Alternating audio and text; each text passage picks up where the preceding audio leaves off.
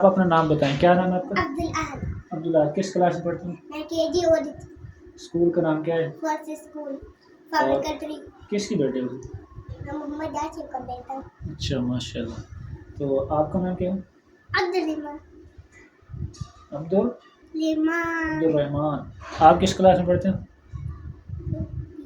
PG. PG में। School का नाम क्या है? First school. अच्छा, तो आप बड़े हो या अब्दुल्ला? मैं बड़ा। हाँ अब्दुल्ला, आप बताओ, आप बड़े हो या? मैं से एक साल बड़ा हूँ, ऐसे कह रहा है। तो ये क्यों कह रहा है? नहीं ऐसे कह रहा है। ऐसे ही कह रहा है। और ये हर बस से कहते रहते हैं वन क्लास में ना जाना। मैम इतनी डांटी है, पूरा क्लास तोड़ देती है। अच्छा, आप इसकी गिले क्यों करते हो? इसकी शिकायत क्यों लगाते हो? शिकायत लगाते हो? नहीं, ये नहीं लगा रहा। अभी लगाई है तुम्हें।